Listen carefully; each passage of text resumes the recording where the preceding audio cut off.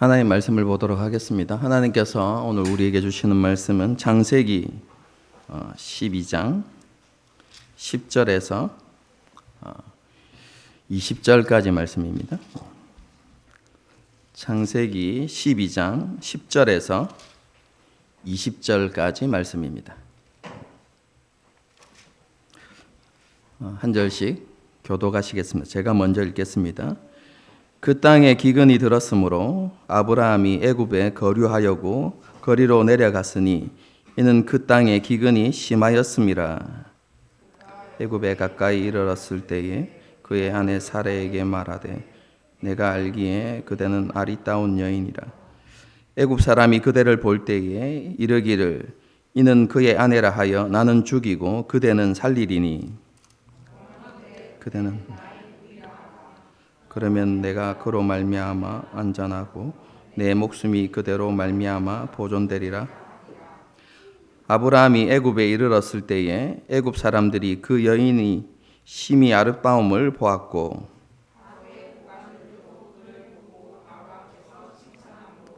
그 여인을 바로의 궁으로 이끌어 들인즉 이에 바로가 그로 말미암아 아브라함을 후대함으로 아브라함이 양과 소와 노비와 암수 나귀와 낙타를 얻었더라.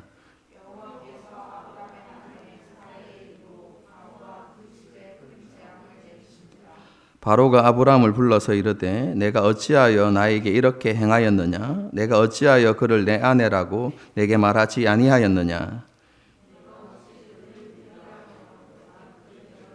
아내를 삼게 하였느냐? 내 아내가 여기 있으니 이제 데려가라 하고 함께 읽습니다. 바로가 사람들에게 그의 일을 명하매 그들이 그와 함께 그 아내와 그 모든 소유를 보내었더라. 아멘. 우리는 지난 시간에 우상 숭배로 가득했던 갈대아 우르에서 아브라함에게 나타나셔서 약속의 땅으로 가라고 명하신 그 하나님의 부르심에 대해서 우리는 생각해 보았습니다. 이 부르심은 창세기 1장에 하나님의 창조 그리고 홍수 심판 이후의 새로운 창조 이것과 똑같은 의미를 지니는 사건이다. 제가 이렇게 말씀을 드렸죠. 태초에 하나님께서 혼돈과 공허, 어둠과 죽음으로 가득한 세상에 빛을 비추시고 질서를 세우심으로 세상을 창조하셨던 것처럼 혼돈과 공허로 그리고 어둠과 죽음으로 가득했던 그 갈대아 우르에서 아브라함을 이렇게 불러내신 것이 같은 의미다라고 이렇게 말씀을 드리면서 아브라함의 부르심이 또 다른 새로운 창조에 해당한다. 제가 이렇게 말씀을 드렸습니다. 창조 이후에 하나님께서 아담과 하와에게 생육하고 번성하여 온 땅에 충만하라 라고 이렇게 말씀하시면서 그에게 복과 사명을 주신 것처럼 아브라함에게도 똑같은 복과 사명을 주시죠. 그게 무엇입니까? 너로 큰 민족이 되게 하겠다라는 말씀입니다. 이것은 아브라함을 통해서 하나님께서 창조의 목적을 이루시겠다라는 선언입니다. 물론 이 목적은 아브라함의 자손이시며 또 여자의 후손으로 오시는 예수님을 통해서 완전히 성취되는 것이기도 합니다. 어쨌든 아브라함은요, 이 복과 사명의 출발점이다. 여러분 이렇게 이해하시면 되겠습니다. 그래서 우리는 아브라함을 믿음의 조상이라고 부르죠. 하나님께서는 이 복과 사명을 주시면서 아브라함에게 너는 복이 될 것이다 라고 이렇게 선언하셨습니다. 하나님께서 아브라함에게 너는 복이 될 것이다 라는 이 말씀은 그죠? 이어지는 말씀이 그 의미를 정확하게 드러내어 준다. 제가 지난 시간에 이렇게 말씀을 드렸죠. 그 말씀을 읽어드리겠습니다. 너를 축복하는 자에게는 내가 복을 내리고 너를 저주하는 자에게는 내가 저주하리니 땅의 모든 족속이 너로 말미암아 복을 얻을 것이라 하신지라. 이 말씀의 의미에 대해서는 그죠? 지난 시간 때 설명을 했지만 오해하는 경우가 많아서, 그리고 듣지 못한 성도들도 있어서 다시 한번 자세히 설명해 드리도록 하겠습니다. 이 말씀은요, 많은 경우에 있어서 어떤 사람이 아브라함을 축복하면 하나님께서 그 사람에게 복을 주시고, 아브라함을 저주하면 하나님께서 그 사람을 저주하신다라는 이런 의미로 받아들이는 경우가 많습니다. 실제로 많은 목사님들이 그렇게 설교합니다. 여러분, 그런데요, 이 말씀은 그런 의미가 아닙니다. 여러분, 이 말씀의 핵심은 마지막 부분에 있습니다. 모든 족속이 너로 말미암아 복을 얻을 것이다 라는 이 말씀이 이 모든 것을 해석하는 핵심 키입니다. 너로 말미암아 이렇게 되어 있지만 원문을 정확하게 해석하면요, 이런 뜻입니다. 땅의 모든 족속이 너 안에서, 아브라함 안에서 복을 받을 것이다, 이렇게 말씀하고 있어요. 여러분, 이런 해석을 가지고 다시 앞에 부분을 보십시오. 너를 축복하는 자에게는 내가 복을 내리고 라고 되어 있는데, 이 복을 내린다는 의미가 무엇입니까? 아브라함 안에서 복을 받는다라는 의미입니다. 이해가 되셨죠? 그런데 저주하는 자에게는 저주한다라는 이 말은 어떤 의미겠습니까? 복은 어디에서 받습니까? 아브라함 안에서 받는 것입니다. 그러면 저주는 무엇이냐면 아브라함 밖에 있는 게 저주라는 것입니다, 여러분. 오늘 본문이 말하고자 하는 것은 그것입니다. 그래서 복과 저주의 기준이 아브라함 안에 있는가, 아브라함 밖에 있는가, 그것이라는 사실입니다. 그렇다면 아브라함 안에 있다는 말이 무엇이죠? 아브라함 안에 들어간다는 말이 무엇입니까? 여러분, 그것은 아브라함처럼 하나님과 우리가 언약 관계 안으로 들어간다는 것을 이야기합니다. 쉽게 말하면 하나님의 언약의 말씀을 믿고 하나님의 백성이 되는 것이 복이라는 의미입니다, 여러분. 반대의 경우는 그죠? 어렵지 않죠? 하나님을 믿지 않고 하나님 밖에 있는 것, 하나님의 언약 안으로 들어가지 못하는 것, 하나님의 백성이 되지 못하는 것, 그것이 저주라는 것이죠. 쉽게 생각해 보십시오. 그렇죠? 아브라함을 보았습니다. 그런데 아브라함의 삶을 보니까 그 삶 가운데 역사하시는 하나님이 보이는 것입니다. 그래서 그 사람이 어떻게 복을 빕니까? 여러분, 한글은 아브라함을 축복하는 자에게라고 되어 있지만 원어는 그런 의미가 아닙니다. 아브라함을 보고 스스로 축복하는 자에게, 이런 의미거든요. 원어가 아브라함을 보고, 아브라함의 하나님을 보고 그 아브라함이 하나님께 나에게도 복을 주십시오 라고 말하는 사람. 그래서 하나님의 언약 안으로 들어가는 사람들이 복이 있다라는 것이죠. 여러분, 그런데 아브라함을 저주하는 사람들은 어떤 사람들입니까? 아브라함을 통해서 누구를 보지 못했습니까? 하나님을 보지 못한 것이죠. 그래서 결국 그는 하나님께 은혜를 구하지 않는 사람, 하나님의 언약으로 들어갈 수 없는 사람이 되는 것이. 여러분, 그렇기 때문에 아브라함을 저주하는 그것 자체가 저주인 것입니다, 여러분. 여러분, 이 복은요, 최종적으로 예수 그리스도 안에서 이루어지는 것입니다. 그래서 이 말씀을 신약적으로 표현하면 예수 그리스도 안에 있는 사람이 복을 받고 예수 그리스도 밖에 있는 사람이 저주를 받는다는 의미입니다. 여러분, 이 말씀을 잘 보여주는 것이 요한복음 3장이죠. 예수님께서 자신을 믿는 자는 심판을 받지 않고 이미 영생을 얻었다라고 선언하십니다.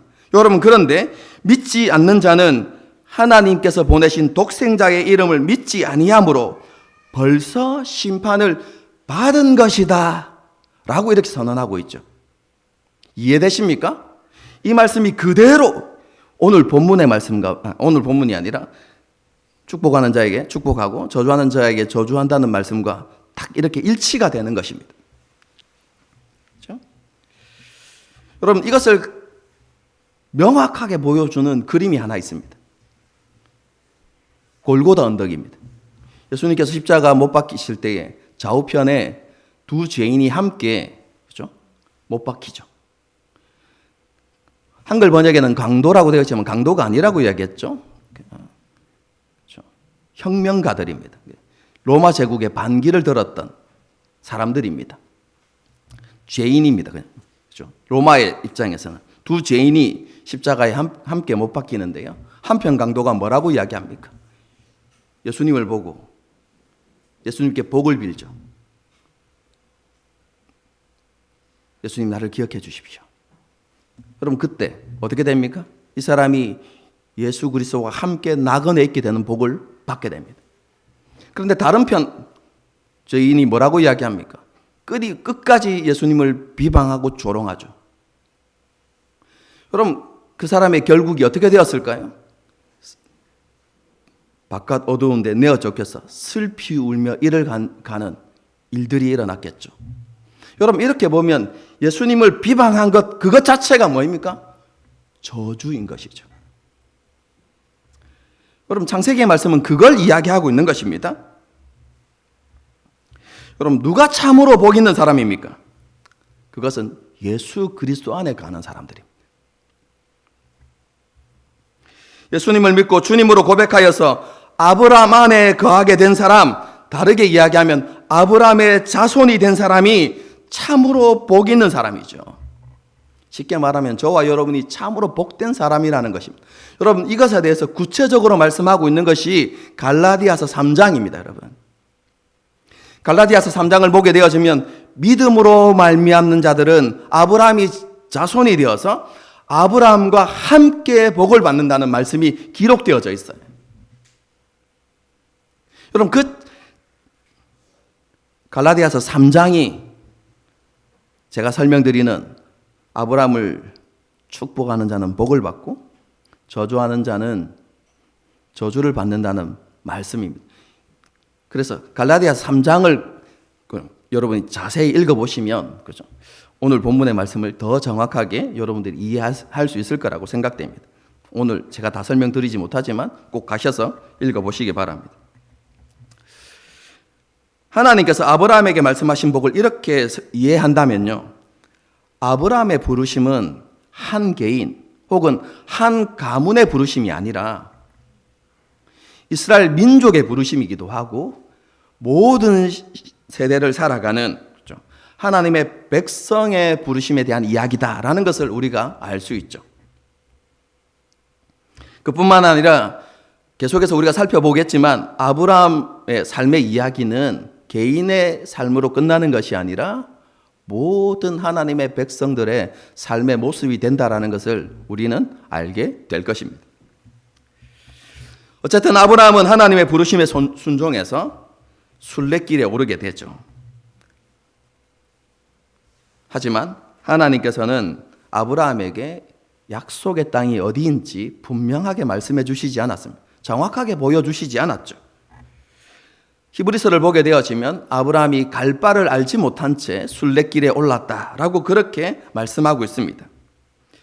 아브라함은요, 눈에 보이는 것이나 확실한 결과를 이해하고 행동한 게 아닙니다. 그렇게 순종한 게 아닙니다. 그냥 하나님의 약속을 믿고 아무것도 보이지 않았지만 순종했던 것이죠. 아브라함은 하나님을 신뢰했고 하나님의 약속을 온전히 믿었습니다. 하나님께서 그 약속을 반드시 지키실 것을 확신하고 믿음으로 순례길에 올랐던 것이죠. 그리고 하나님의 인도하심을 따라서 약속의 땅에 도착합니다. 여러분, 여기까지만 보면요, 우리는 이런 기대를 해요. 아브라함이 대단한 결단을 한 거 아닙니까, 여러분?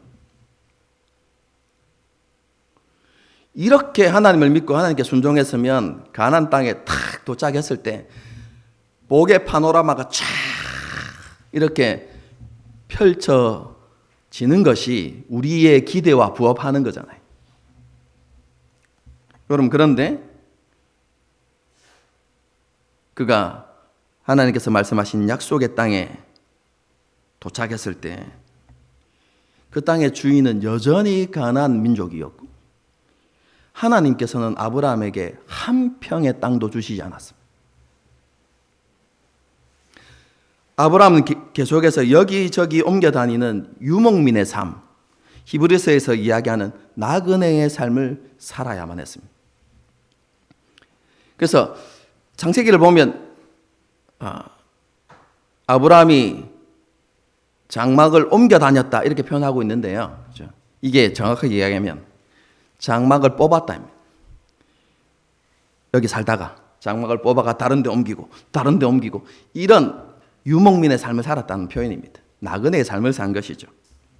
여러분 그렇게 나그네의 삶을 살았지만 하나님께서 약속의 땅을 주시겠다고 그렇게 말씀하셨을 때 어떻게 했다고요? 그 약속을 믿고 그 가나안 땅을 다 둘러보는 그런 아브라함의 모습을 보여주게 됩니다. 그리고 그렇게 가나안 땅을 둘러보면서 그가 어떤 삶을 살았습니까? 가는 곳마다 제단을 쌓고 여호와의 이름을 부르는 삶을 살았죠. 이게 뭐라고 했습니까? 온전한 예배자의 삶을 살았다는 표현이라고 제가 지난 시간에 말씀을 드렸죠. 여러분 그런 삶을 살면서 시간이 흐른 뒤에 한 가지 사건이 일어납니다. 가나안에 큰 가뭄이 든 것입니다. 여러분 가나안 땅은 물이 이렇게 고이는 땅이 아니라요. 물을 흡수하는 땅, 물이 다 빠져버리는 그런 땅이거든요. 여러분 그렇기 때문에 농사를 지을 때 가장 중요한 것은 하늘에서 내리는 이슬, 그리고 곡식을 심을 때에 내리는 이른비, 그리고 곡식이 완전히 익어갈 때 그때 필요한 늦은 비.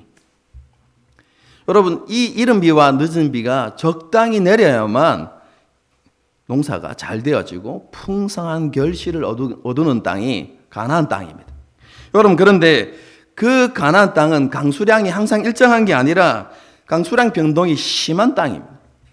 그래서 비가 오지 않으면 가뭄이 계속해서 들 수밖에 없는 것이죠.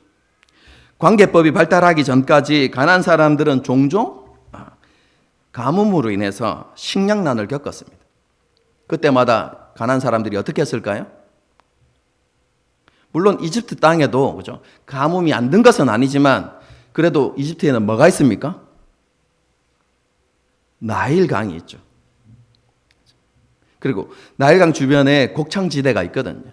그래서 가나안에 비하면 그죠? 물이 풍성하고 땅이 비옥한, 그래서 풍성한 결실이 있는 애굽으로 내려가서 식량난을 해결하는 것이 그냥 가나안 사람들에게 빈번히 일어나는 일상이었어요.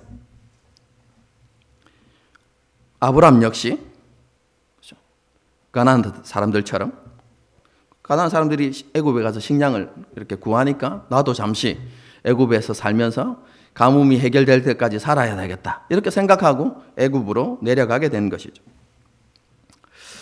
아브라함은 가뭄이라는 위험을 피하려고 이제 애굽으로 내려간 것이죠. 여러분 그런데 내려가다가 걱정거리가 하나 생기죠. 또 다른 위협거리가 있을 수 있겠다 이런 생각을 한 것이죠. 왜 그렇습니까? 자기 아내를 보니까 너무 이쁘거든요. 이렇게. 그래서 이 아름다운 아내를 빼앗기 위해서 사람들이 나를 죽일 수도 있겠다. 이런 그렇죠? 생각이 든 것이죠. 여러분 우리가 그렇죠? 여행을 하더라도 이렇게 내려가는 게 아니라 여행을 가더라도 낯선 땅에 갈 때는 그렇죠? 왠지 모를 두려움이 있잖아요. 그렇죠? 여러분 아브라함도 마찬가지입니다. 가나안 땅에 살다가 낯선 이집트 땅으로 갈 때 그렇죠? 두려움이 있었겠죠. 그런 두려움과 함께 이 아름다운 아내로 인해서 자기에게 이런 일이 생길지도 모른다는 그런 두려움이 생겨난 것이죠. 그렇죠? 여러분 이런 두려움은요. 세월이 흐르면서 하나님에 대한 신뢰가 약해진 아브라함의 모습을 보여주는 것입니다. 여러분 한번 생각해 보십시오.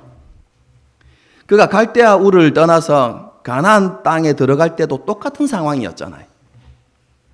가나안 땅이 익숙한 땅이었습니까?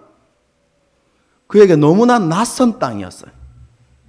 그리고 그때는 자기 아내가 그렇죠? 아내 사례가 더 젊고 아름다웠겠죠, 여러분. 한 살이라도 더 어렸는데요. 여러분, 그런데 그때는 그 가나안 땅에서 그런 일이 일어날 거라고 두려워하지 않았습니다. 왜요? 하나님을 신뢰하는 믿음이 있었기 때문이죠. 여러분, 그런데 세월이 흐르면서 그의 믿음이 점점 하나님에 대한 신뢰가 약해진 것이죠. 여러분, 가나안 땅에 사는데 하나님의 약속을 믿었는데 세월이 지나도 아무것도 변하는 게 없는 거예요. 세월이 흐르면서 그죠?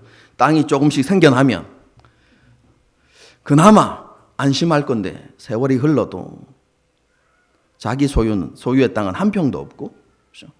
하나님의 약속은 더디 보이고, 그리고 자신의 눈앞에 닥친 이 기근의 문제. 여러분, 이것들 때문에 하나님에 대한 신뢰가 약해진 것이죠. 여러분, 그래서 하나님께 아무것도 묻지 않고 이집트로 내려가게 되는데요. 이건 역시 아브라함의 연약함을 잘 보여주는 모습이다, 이렇게 생각할 수 있습니다. 아브라함은 두려움으로 인해서, 그렇죠? 자기 안전을 보장받을 만한 대책을 하나 강구하죠. 우리가 너무나 잘 알고 있듯이, 그렇죠? 자기 아내 사례를 누이라고 그렇게 소개하는 것이었습니다. 정말로 비굴하고 초라한 모습이지 않습니까, 여러분? 여러분, 자기만 비굴해지는 게 아니라 여러분 사례를 한번 생각해 보십시오. 남편에 대한 신뢰가 어떻게 되겠습니까? 그렇죠? 어쨌든 아브라함은요, 그렇게 비굴하고 초라한 모습을 보이고요, 그렇죠?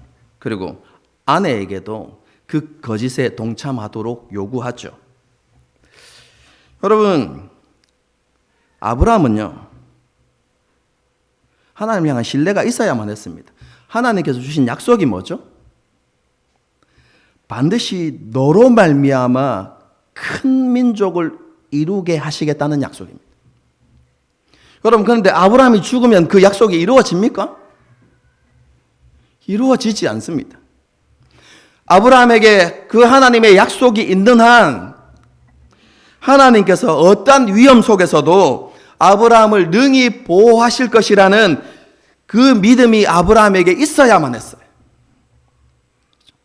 여러분, 그런데 아브라함이 그 하나님을 신뢰하지 못하고, 그렇죠? 믿음 없는 초라한 모습을 이렇게 보이게 된 것이죠. 여러분, 이러한 불신앙은 결국 자신을 궁지 가운데로 몰아넣습니다. 이집트에 도착했을 때 이집트의 사람들이, 그렇죠? 사례의 아름다움을 보았고 그것을 왕에게 이야기해서 결국 이집트의 왕, 애굽의 왕 바로가 사례를 첩으로 이렇게 데려가는 일이 생겨난 것이죠. 하나님을 신뢰하는 것 대신 거짓을 선택한 아브라함에게, 그렇죠? 아내를 빼앗기는 아픔이 생겨난 것이고, 자신뿐만 아니라 사례 역시 큰 공경에 빠뜨리는 결과를 만들어냈던 것이죠.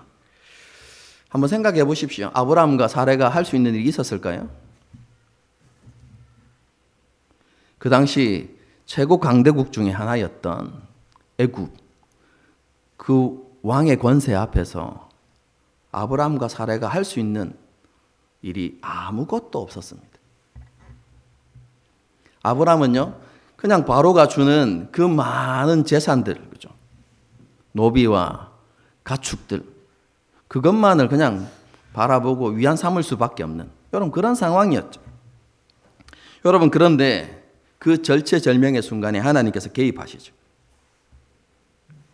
하나님께서 사례를 데려간 바로와 그 집에 큰 재앙을 내리십니다. 어떤 재앙인지는 알 수 없습니다. 성경이 말하고 있지 않기 때문에 큰 재앙을 내리십니다. 그리고 어떤 경로를 통해서인지도 분명하게 알 수는 없지만 바로가 이 큰 재앙이 사례 때문에 일어났다는 것을 알게 됩니다. 여러분, 그래서 아브라함을 불러서 책망하고 어떻게 합니까? 여러분, 20절을 보게 되어지면 그와 함께 그의 아내와 그의 모든 소유를 보내었더라. 아주, 그죠, 유한 표현으로 이렇게 되어 있지만 추방한 겁니다. 추방시켰습니다. 책망하고 어떻게 했다고요? 추방시켜버렸습니다. 그럼 이게 오늘 본문의 사건인데요. 이 본문의 사건이 주는 교훈을 생각하기 전에 여러분 이 사건에 담겨진 두 가지 의미를 먼저 생각해 보겠습니다. 여러분 첫 번째로 이 사건은요. 제가 말하기 전에 여러분들이 이 사건의 의미를 여러분들이 생각해내면 여러분은 이제 창세기를 보는 눈이 조금씩 열리는 겁니다. 여러분 오늘 본문의 사건은요. 창세기 3장의 반복입니다. 여러분.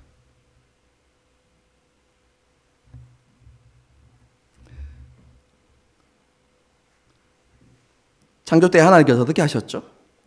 에덴을 건설하시고 만드시고 아담과 하와를 거기 두셨다라고 이렇게 이야기하고 있죠.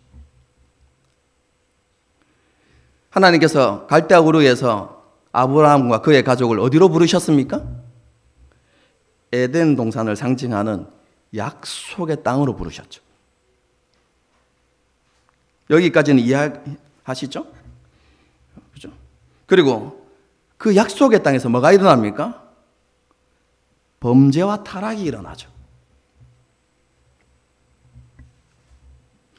여러분, 그 범죄와 타락의 핵심이 무엇입니까? 하나님 중심의 삶을 버리고 자기 중심의 삶을 선택한 것입니다. 하나님의 말씀과 하나님의 인도하심을 따르지 않고 자기 생각과 판단에 옳은 대로 행하는 것, 여러분 그것이 선악을 알게 하는 나무의 실과를 선택한 것의 핵심 메시지이지 않습니까? 그런데 누가 그 일을 하고 있습니까? 아브라함이 그 일을 하고 있는 것이죠. 여러분 그리고 이 범죄와 타락의 중심에 있는 게 뭡니까? 아름다움입니다, 여러분. 보기에 좋았더라. 여러분 이렇게 이어질 수 있어야 되는 거예요, 여러분.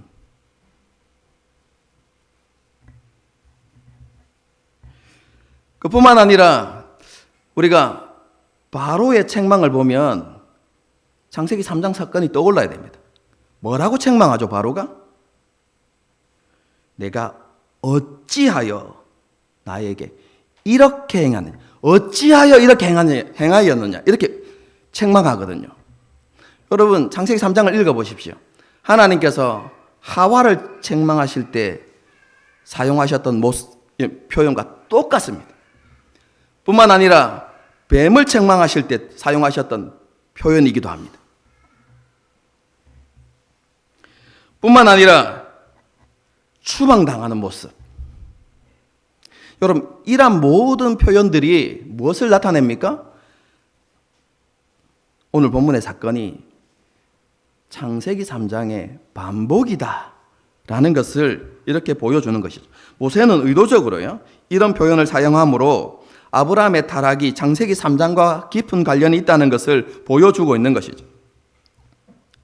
이집트에서 일어났던 사건은요 하나님 중심의 삶을 버리고 인간 중심의 삶을 선택했을 때 그 결과가 어떠한지를 분명하게 보여주는 사건인 것이죠. 하나님을 떠난 인간은 비참하고 절망적일 수밖에 없다라는 것을 보여주고 있는 것입니다, 여러분. 뿐만 아니라 오늘 본문의 사건은 또 다른 한 가지 의미가 있는데요. 여러분 그것은 무엇이냐면 출애굽의 예표가 되기도 한다는 것입니다. 하나님께서 내리신 재앙으로 인해서 출애굽이 이루어지죠. 그렇지 않습니까? 10가지 재앙, 그리고 마지막 재앙을 장자를 죽이시는 그 재앙을 통해서 이스라엘 백성들이 출애굽을 하게 되죠. 여러분 그런데 오늘 본문에서도 하나님께서 바로와 그 집에 재앙을 내리심으로 그렇죠? 아브라함이 구원을 받게 되어지는. 여러분 그런데 구원을 받게 되어진 것에 대한 표현도 비슷합니다. 여러분 출애굽기에서 바로가 어떻게 합니까? 재앙으로 인해서 이스라엘 백성들을 쫓아내죠. 오늘 본문에서도 재앙으로 인해서 아브라함과 그의 가족을 쫓아냅니다. 여러분, 그리고 출애굽 때 이스라엘 백성들이 빈손으로 나오지 않았어요. 많은 가축들과 많은 보석들을 얻어가지고 그렇죠? 출애굽을 하게 되어지죠. 오늘 본문에서도 바로로부터 노비와 많은 가축들을 얻어서 여러분 출애굽을 하게 됩니다.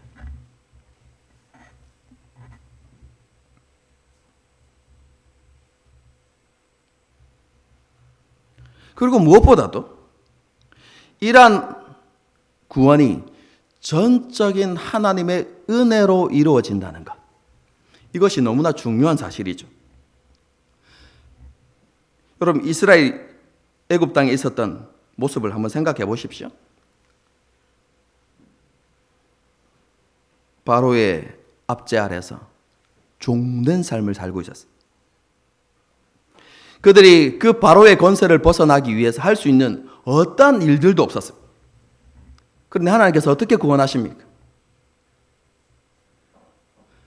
그들의 신음소리와 그들의 탄식소리를 들으시고 이스라엘 백성들을 불쌍히 여기시고 그뿐만 아니라 하나님께서 아브라함과 이삭과 야곱과 맺으신 그 언약을 기억하시고 이스라엘 백성들을 구원해 내시죠.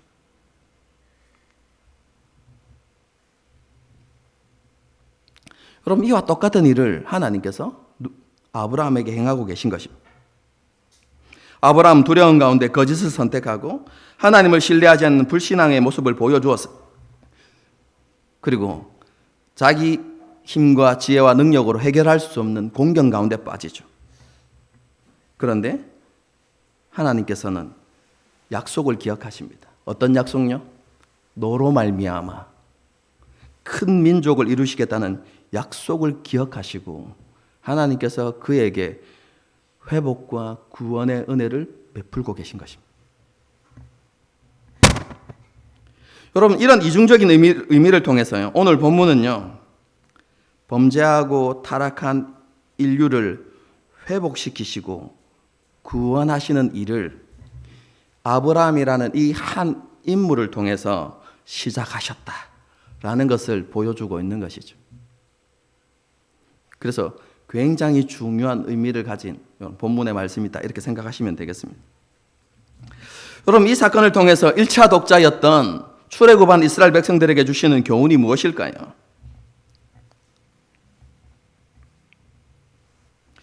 첫 번째는요, 모세는 이 사건을 통해서 이스라엘 백성들에게 혼돈과 공허, 어둠과 죽음과 같은 이집트의 삶이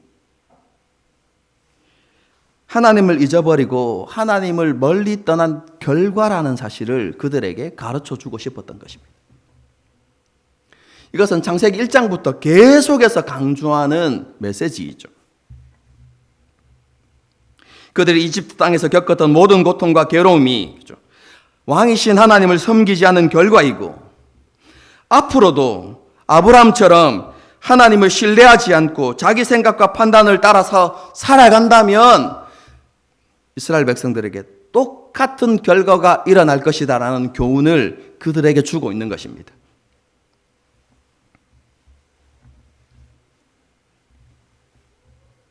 두 번째로, 하나님께서는 이스라엘 백성들을 구원하신 이유가 그들의 선이나 공로 때문이 아니라 전적인 하나님의 은혜라는 것을 그들에게 가르쳐 주고 있습니다.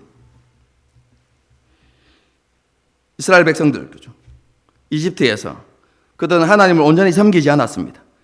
하나님을 찾지도 않았습니다. 그들은요, 하나님의 이름조차 잊어버렸습니다. 하지만 하나님께서 그들을 불쌍히 여기시고 하나님께서 그들의 조상과 맺은 언약을 기억하시고 이스라엘 백성들에게 구원과 은혜를 베풀어 주신 것이죠. 여러분, 이것을 다르게 표현하면 이스라엘이 아브라함 안에 있었기 때문에 하나님께서 구원의 은혜를 베풀어 주신 것입니다. 말씀이 쭉 이어지고 있다는 사실 여러분 이해하셔야 됩니다. 그리고 잘 따라오셔야 되고요. 어쨌든 모세는 이스라엘 백성들이 이 은혜를 잊지 말고 기억해야 한다는 사실을 강조하고 있는 것이죠.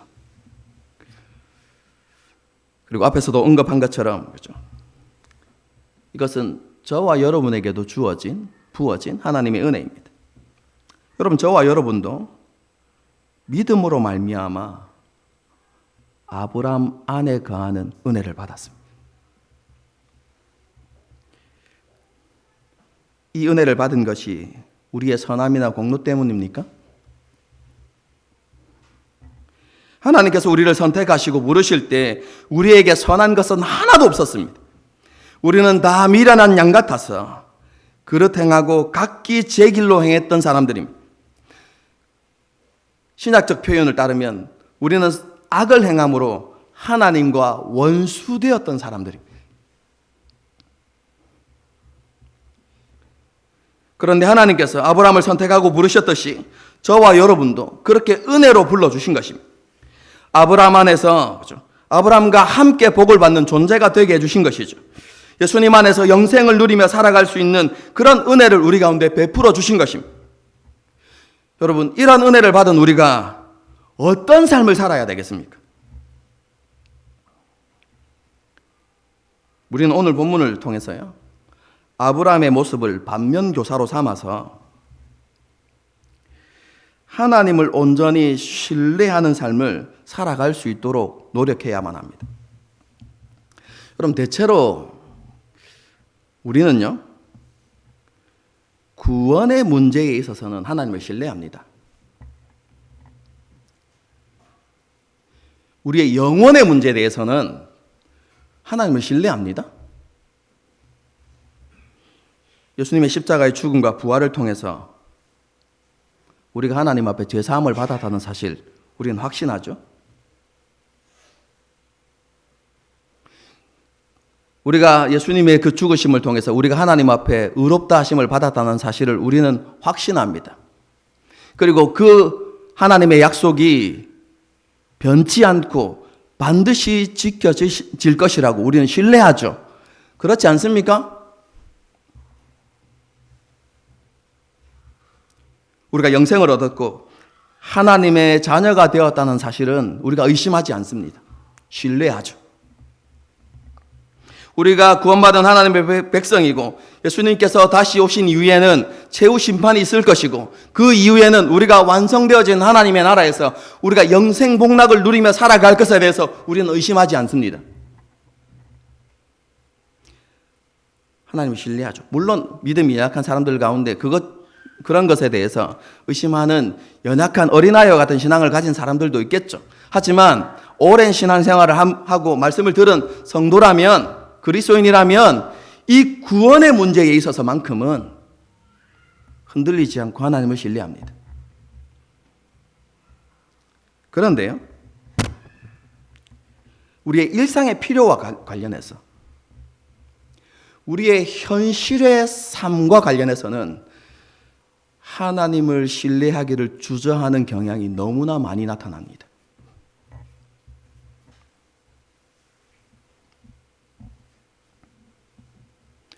출애굽한 이스라엘 백성들도 그랬죠. 이스라엘 백성들이 하나님의 구원을 얼마나 기뻐했습니까? 여러분, 홍해를 건넌 이후에 미리암이 소고를 들고 춤을 추면서 하나님께 주신 구원을 기뻐했습니다. 시내산에 이르렀을 때 하나님께서 언약을 제시하시면서 나는 너희 하나님이 되고 너는 나의 백성이 될 것이다 라고 이야기했을 때 이스라엘 백성들이 어떻게 반응합니까? 모두가 기쁨으로 반응하죠. 우리가 하나님을 섬기겠습니다. 우리가 하나님의 백성이 되겠습니다. 하나님은 우리의 하나님이 되십니다. 즐거이 반응했습니다. 여러분, 그런데 그 시내산을 떠나서 광야에 이르렀을 때, 현실의 문제에 직면했을 때, 그들에게 먹을 것의 문제와 마실 것의 문제가 다가왔을 때, 닥쳤을 때 그들이 어떻게 합니까? 하나님을 신뢰하지 않죠.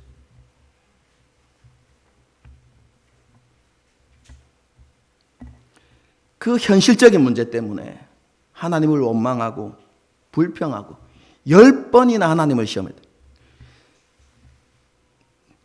하나, 둘, 셋, 넷, 다섯, 10번만 시험했다는 말이 아닙니다, 여러분. 성경에서 사용되는 숫자는 상징을 가지고 있다고 했죠.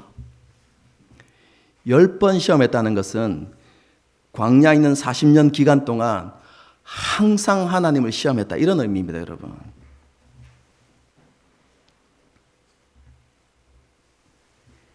여러분, 아브라함도 마찬가지입니다. 아브라함이 하나님을 신뢰했기 때문에 갈 바를 알지 못한 채 갈대아 우르를 떠나서 약속의 땅으로 갔습니다. 그는 기꺼이 순례자가 되기를 선택했던 것이죠. 그런데 그에게 먹고 사는 문제가 부닥쳤을 때, 기근으로 인해서 생존의 문제가 생겼을 때 그는 하나님을 신뢰하는 일에 있어서 주저하기 시작하죠.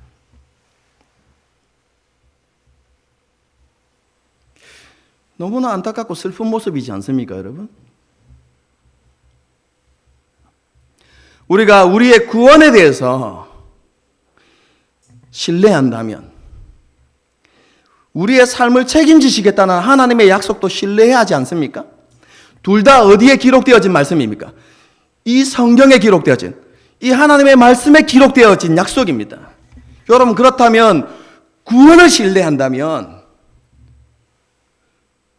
우리의 삶을 인도하시고 책임지시고 우리를 지키시겠다는, 우리를 먹이고 입히시겠다는 그 하나님의 약속도 신뢰해야 되는 것이 너무나 지극히 당연한 모습입니다. 그렇지 않습니까? 여러분, 그런데요, 너무나 안타깝게도 출애굽한 이스라엘 백성들에게 있었던 그 모습, 아브라함에게 있었던 그 모습이 우리에게도 여전히 나타나고 있다는 사실이죠. 인간적이고 세상적인 눈을 볼 때 우리 앞에 놓인 문제는 너무나 크게 보이고 세상이 너무 커 보이는 것이죠. 그리고 그 앞에서 우리는 너무나 초라하게 보이고 작게 보이는 것이죠. 가나안을 정탐했던 열정탐꾼처럼 그들은 거인인데 우리는 그 앞에 뭐와 같다고요? 그들의 먹이인 메뚜기와 같다, 이렇게 이야기합니다.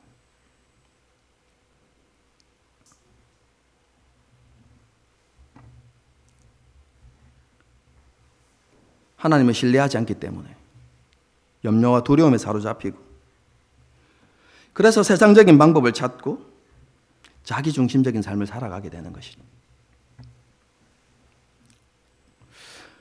여러분, 우리가 이런 믿음 없는 모습을 내려놓고 현실의 삶을 믿음으로 살아가기 위해서는 하나님께 대한 절대적인 믿음이 필요합니다. 요수아와 갈렙같이 견고한 성과 장대한 족속을 보고도 그들은 우리의 밥에 지나지 않는다라고 말할 수 있기 위해서는요, 하나님을 온전히 신뢰하는 믿음이 우리 가운데 필요한 것이죠. 하나님께서는요, 모든 하나님의 백성들이 이런 믿음의 사람이 되기를 원하십니다. 그런데요, 하나님은요, 단순히 바라시는 것으로 끝나는 게 아니라 정말로 거듭난 하나님의 백성이라면 그런 믿음의 사람이 되도록 하나님께서 연단과 훈련을 진행하십니다.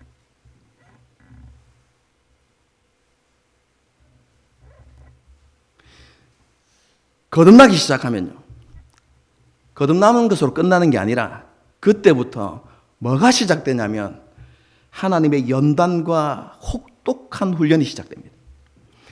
누구도 비켜갈 수 없습니다. 출애굽한 이스라엘 백성들을 보십시오.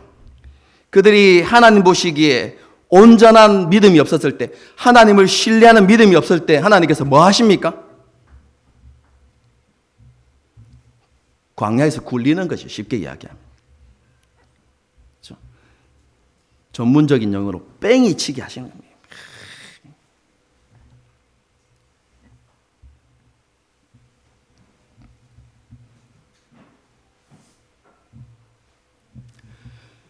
여러분 기억하십시오.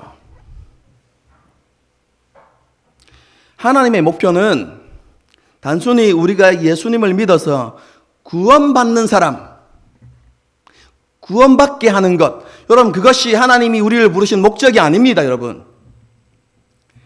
하나님의 목적은 무엇이냐면 우리가 모든 삶에 있어서 실제적인 삶의 자리에서 하나님을 신뢰하고 하나님을 의지하며 살아가는 그런 사람이 되도록 하는 것. 실제적인 삶의 자리에서 하나님의 나라를 누리고 하나님의 백성다운 삶을 살도록 하는 것. 여러분 그것이 하나님이 부르심의 목적입니다. 여러분 그것을 위해서 하나님께서 우리를 연단하시고 훈련하시는 것입니다. 여러분 그 연단과 고난의 과정에는요 많은 고난과 아픔이 있습니다. 그리고 우리는 그러한 과정을 겪으면서 수없이 넘어지고 실수도 하게 될 것입니다. 때로는 우리가 직면한 상황과 환경이 너무 크게 보여서 그것에 매몰되어지고 그것 때문에 하나님을 원망하고 하나님께 불평하는 때도 분명히 있을 것입니다. 여러분 그런데 기억하십시오. 하나님께서는 그 모든 것을 통해서 반드시 하나님의 뜻과 계획을 성취하십니다. 하나님을 사랑하는 자, 곧 그 뜻대로 부르심을 입은 자들에게는 모든 것이 합력하여 선을 이루게 하십니다. 여러분 그 선이 뭐라고요? 예수님의 형상을 담는 것이라고 제가 누누이 말씀을 드렸죠. 하나님께서 그 일을 하신다는 것입니다. 여러분 하나님께서 우리의 연약함이나 부족함 때문에 우리를 포기하거나 버리시지 않습니다. 아니 더 정확하게 이야기하면 하나님은 우리의 실수나 우리의 부족함이나 때로는 우리가 하나님 앞에 의도적으로 범죄한다 할지라도 하나님은 우리를 포기하거나 버리실 수 없습니다. 여러분 목사님 그거 너무 강력한 표현 아닙니까? 버리지 않는다가 아니라 버리실 수 없다고요. 이렇게 성경이 그것을 이야기합니다. 하나님은 우리를 포기하거나 버리실 수 없습니다.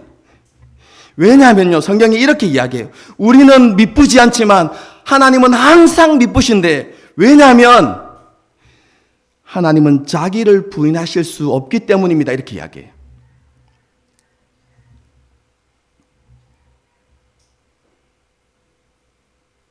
이 말을 다르게 쉽게 표현하면 하나님은 하나님께서 하신 약속을 변경하거나 폐기하실 수 없다는 말입니다. 그렇지 않으면 그분은 신실하지 않은 하나님이기 때문에 그렇습니다. 여러분 우리가 하나님을 어떻게 찬양하죠? 거짓이 없으시고 실수가 없으시고 반드시 자신의 약속을 지키시는 분이라고 우리는 늘 노래하고 찬양을. 여러분 그리고 성경에 그렇게 기록되어 있습니다.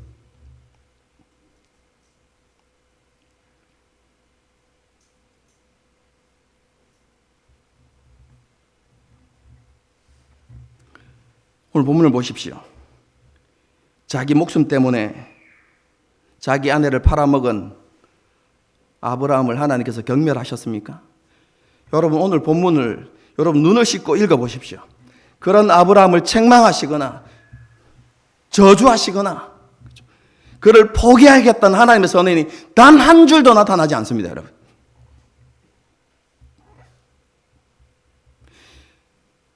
하나님이 아브라함에게 재앙을 내리신 게 아니라 누구에게 재앙을 내리셨습니까? 바로에게 재앙을 내리셨습니다. 여러분 제가 바로라면 진짜 억울할 것 같아요.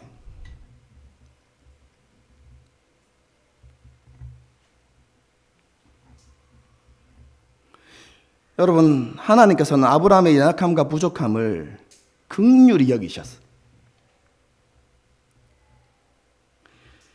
여러분 이사야 선지자가 무엇을 이야기합니까? 여인이 어찌 그 젖먹는 자식을 잊겠느냐? 자기 태에서 난 아들을 긍휼히 여기지 않겠느냐? 그들은 혹시 잊을지라도 나는 너희를 잊지 아니할 것이다. 여러분, 이게 무슨 표현인지 아셔야 돼요. 지금 아이를 낳은 한 여인이 아이를 품에 안은 상태입니다. 그리고 젖을 먹이고 있어요. 여러분, 그 상황에서 그 여인이 아이를 잊어버릴 수 있겠느냐, 이 말입니다, 여러분. 아이가 장성해서 어디 멀리 떠나 있기 때문에 그를 잊겠느냐, 이런 말이 아닙니다. 지금 품에 안아서 젖을 먹이고 있는 그 상태에서 여인이 그 자식을 잊을 수 있겠느냐? 혹시 여인이 그 아이를 잊는다 할지라도 불가능한 일이잖아요. 그런데 뭐라고 이야기합니까? 나는 너희를 잊을 수가 없다. 이렇게. 잊지 않을 것이다. 하나님 그렇게 말씀하신. 하나님께서는 상한 갈대와 같은 아브라함을 꺾지 아니하시고 그를 연단하셔서 결국 그를 믿음의 조상으로 만드셨습니다. 모리아 산에서 등장하죠. 그 믿음의 모습이. 하나님께서 아들 독자 이삭을 바치라고 이야기할 때 하나님 앞에 묻지도 않습니다. 의문을 달지도 않습니다.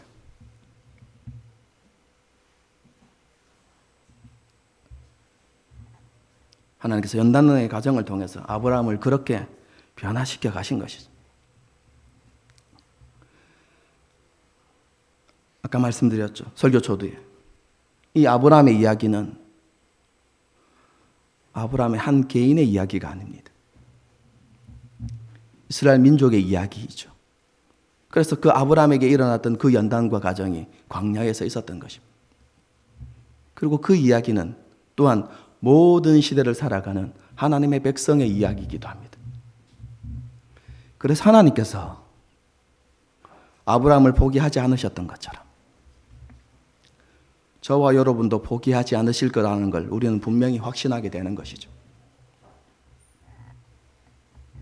여러분, 지금 자신의 모습에 매몰되지 마십시오.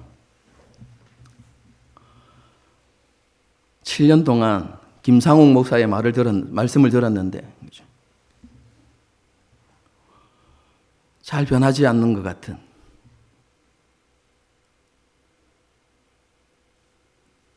자신의 모습을 보면서 정말로 내가 변할 수 있을까? 정말로 내가 예수님의 형상을 닮아갈 수 있을까? 여러분, 염려하지 마십시오. 하나님은요, 지금 우리의 모습도 보고 계시지만 미래에 완성되어질 우리의 모습도 함께 보고 계십니다, 여러분. 그리고 우리가 그렇게 되어지도록 하나님께서 우리를 지금 연단하시고 훈련해 가고 계십니다. 그리고 그렇게 우리를 훈련하시고 연단하신 하나님은 실수하지 않으십니다. 우리를 향한 하나님의 뜻과 계획을 반드시 성취하실 것입니다. 여러분, 이러한 믿음을 가지고요, 다시 한번 우리의 부르심이 무엇인지를 기억합시다. 하나님의 부르심은 단지 예수님을 믿고 제사함을 받고 천국에 가는 것으로 만족하는 그런 사람으로의 부르심이 아닙니다, 여러분. 하나님의 부르심은요, 하나님을 절대적으로 의지하는 삶을 살아갈 것에 대한 부르심입니다. 그리고 세상으로부터 자신을 구별시키고 하나님을 의지하여서 순례자의 삶을 살아갈 것에 대한 부르심입니다. 여러분, 이것이 제가 끊임없이 반복해서 강조하고 있는 우리 교회의 비전입니다, 여러분.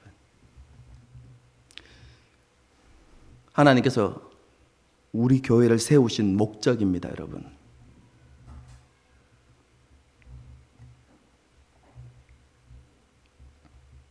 여러분, 우리가 함께 이 소망을 가지고 달려갈 수 있었으면 좋겠어요.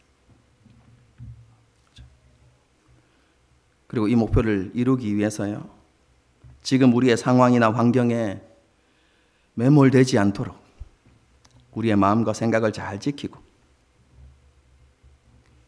믿음의 주요, 그 다음에 뭐죠?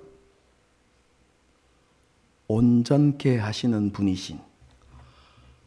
와, 여러분, 너무나 위로가 되지 않습니까? 우리의 노력으로 온전케 되는 게 아니라 믿음의 주요, 우리를 온전케 하시는 분이신, 우리를 그렇게 변화시켜 가시는 분이신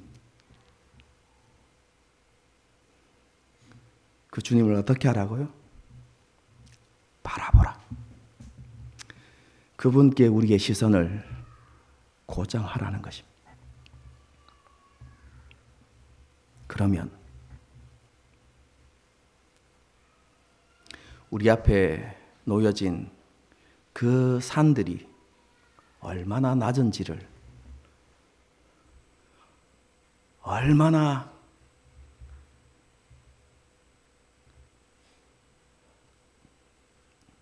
우리에게 아무것도 문제되지 않는, 우리가 그냥 넘어가야 할 언덕에 불과하다는 사실을 여러분 알게 될 것입니다.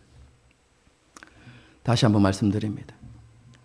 우리의 상황과 우리의 환경, 지금 우리의 모습에 매몰되지 말고 믿음의 주여, 온전케 하시는 그 예수님을 바라보고 그분께 시선을 고정시키고 하나님께서 원하시는 그 믿음의 길을 걸어가는 저와 여러분이 될 수 있기를 주님의 이름으로 축복합니다. 함께 찬양하고 기도하는 시간을 갖도록 하겠습니다. 나의 안에 가라 라는 찬양입니다. 여러분,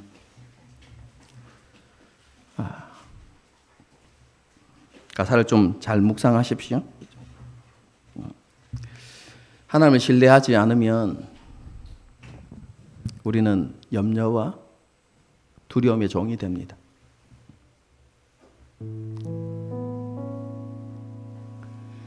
여러분, 그런데 그 염려와 두려움을 내쫓는 게 뭔지 아십니까? 온전한 사랑은 두려움을 내어 쫓나니. 여러분, 그 온전한 사랑이 뭘까요?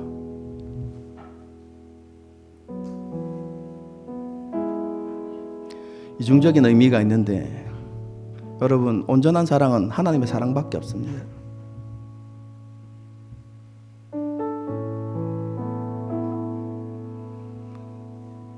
하나님의 사랑이, 그죠, 어떠한지를 알게 되면, 하나님께서 우리를 얼마나 사랑하시는지를 알게 되면, 그 하나님의 온전한 사랑을 알게 되면, 그래서 하나님을 신뢰하게 되면,